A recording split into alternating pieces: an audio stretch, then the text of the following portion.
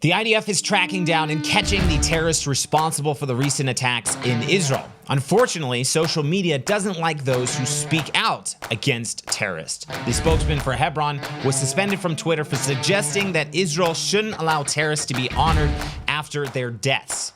And for some good news of the day, Israel just demolished an illegal Arab school that was built in an attempt to steal Jewish land in Judea. I'm Josiah, and this is the Israel Guys.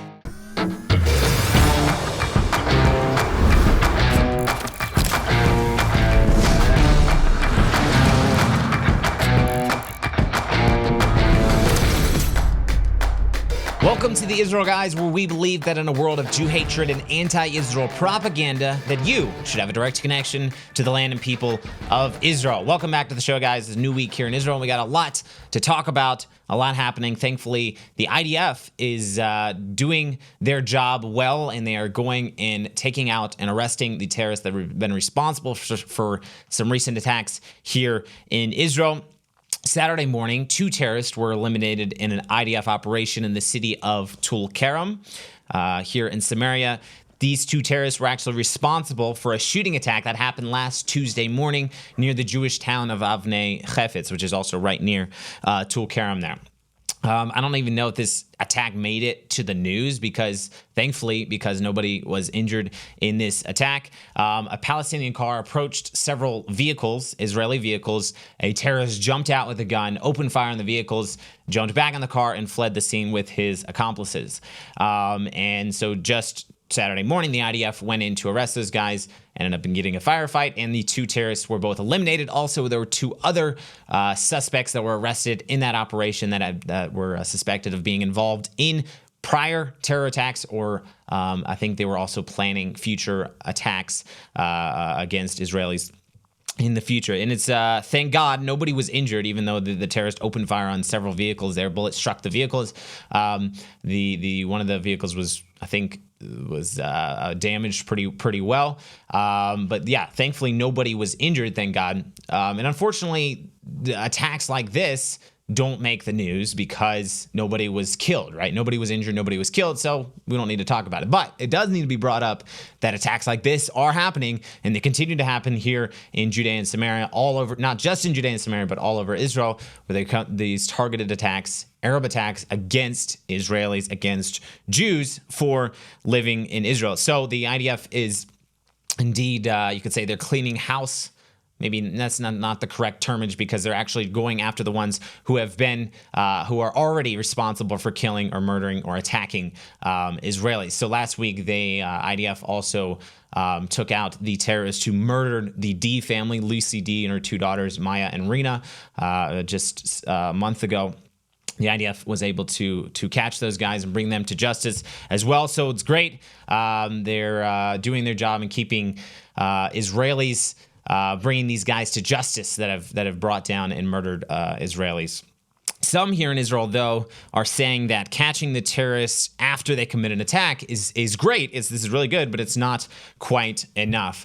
First off, guys, before we talk about that, make sure to subscribe to the Israel Guys. We really appreciate it. Just hit that subscribe button right below. Also, click the like button. It really helps us, puts us into the YouTube algorithm. And hit that notification bell right there, the little bell. Turn on all notifications if you want to receive a notification every time we post a video here at the Israel Guys, which is 5 days a week now, keeping you updated on the current events happening in the land of Israel with a true lens, without the fake news media skew that they put on every single headline that comes out of Israel. So we really, really appreciate that. So Yossi Dagan, who is the head of the Shomron Regional Council here in Samaria, he's basically like the governor of the region. He praised the IDF operation on Saturday, which took out these terrorists. He said, quote, a terror attack which ends with an eliminated terrorist, that is the correct ending. I praise the security forces for the determined and courageous action. So he's praising this, the IDF operation that took out these terrorists who had perpetrated this attack. But he's saying that this is, he goes on to say that this is not enough. Just catching the guys after the committed attack is not just enough. Here's what he said. Quote, however, let us not make a mistake. Capturing terrorists after the act does not stop terror. The IDF, top IDF officials and this government must change the paradigm. Repeating the same action over and over with no result, this is not helpful. It is time to eliminate the terror infrastructure of the murderous Palestinian Authority in an offensive action, to bring back the security checkpoints and to leave the Shuafat checkpoint, which allowed the terrorists to reach 3 Israelis and fire at them in broad daylight, and not take the checkpoint down after media attention wanes. There is no other way." End quote. So that was Yossi Dagan just saying that catching terrorists after a terror attack does not stop terrorists. And really, this is just a super sensible approach. Just saying, if you only catch the bad guys after they commit a crime, and we're not even talking about crime here, because crime is a little bit of a different story, just kind of random crime and those who get into the crime ring. But we're talking about terrorism here, where the goal is to instill fear. The goal is to murder people for the reason that they hate those particular people, or for the reason that they just want to spread fear across a region or across an area. So if the IDF is only taking out the terrorists who committed attack, then the IDF goes and takes them out. That is good because those people are brought to justice, but it does not solve the problem of terror moving forward, because the terrorists already accomplished their goal of committing that terror attack. Whether it is successful against taking out a life or not, even if in the case of the shooting attack last week where they shot at the vehicle, it was still a successful terror attack because it strikes fear and it creates this terror, right? That's the reason we have the name of this is terrorism. And it strikes terror. So that is a successful attack. So the only way to stop it would be to go in and completely dismantle the terror infrastructure. And I'm not claiming to know I have the answers on like what that would look like, or Yossi Dagan is not saying he necessarily has the answers either, but he's calling on the government saying something needs to change, because these terror attacks keep happening. They're not stopping. And even though the IDF is catching the guys who did it, yes, that's great. But we need to do something needs to change. The IDF needs to take an offensive action to go in and absolutely clean house. And guys, this is actually what every other country does to fight terror. If they fight terror successfully, this is the way to do it. You don't just wait till after an attack. You go in and you preemptively break up those terror cells and break up that terror infrastructure that is feeding this violence and this cycle of terrorism. Those who are pulling the strings from behind, those who are paying the terrorists, who are funding these terror rings, funding the weapons and all that kind of thing. You have to go in and take out all that infrastructure to actually solve the problem. And so the problem with doing that here in Israel is the problem we come back to every single show, every single day of the week. The media and the international community condemn any action Israel takes to fight terror. And this sounds ridiculous. It sounds stupid that the media would be against Israel fighting terror. But yes, that is the reality on the ground. You look at the media, you look at the international community, you look at the UN, the EU, the Human Rights Council. They condemn Israel for fighting terror, and that's just the reality on the ground. It's not necessarily a politically correct thing to say, but that is the reality on the ground, and this has to stop because Israel needs to have the strength, needs to have the courage of her allies around the world, and those America, the people that ally themselves with Israel, need to come behind Israel and say, we support you to do whatever it takes to stop this terrorism, to stop the hate, stop this problem that is happening here in Israel, where Jews are being murdered almost every single week, and it's a horrendous reality, and it cannot go on, and it really it has to stop. Israel 365 has written a book that every Bible believer should own in their home. We already ordered our copy and are excited to tell you about this new book. 75 Hebrew words you need to understand the Bible by our friends and partners at Israel 365 is a beautifully crafted book that explains, translates, and unlocks the hidden meanings of 75 core Hebrew words. Each word is accompanied by an in-depth essay exploring its significance, connections to related Hebrew words, and the secrets only accessible through the original language. Featuring translated and transliterated verses in their proper biblical context, stunning visuals, and an elegant design, this exceptional book is a valuable resource for Bible study, a captivating conversation starter, and an ideal gift for loved ones. Use our link in the description below to pre-order your copy today. We think you're gonna love this incredible book.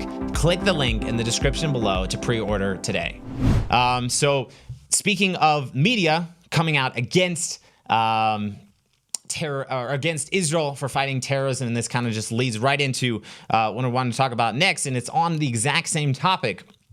Social media has made themselves, maybe I shouldn't say themselves, but people on social media as well as Twitter came out and suspended someone, actually a good friend of ours, Yishai Fleischer, who is the spokesperson for Hebron. He's also an advisor to the National Security Minister, Itamar Ben-Gvir, but is a friend of ours here in Israel. He was suspended from Twitter last week for harshly coming out against terrorists. And I'm going to read the tweet here in a second, but this was after Israel returned the bodies of several terrorists to the Palestinian Authority.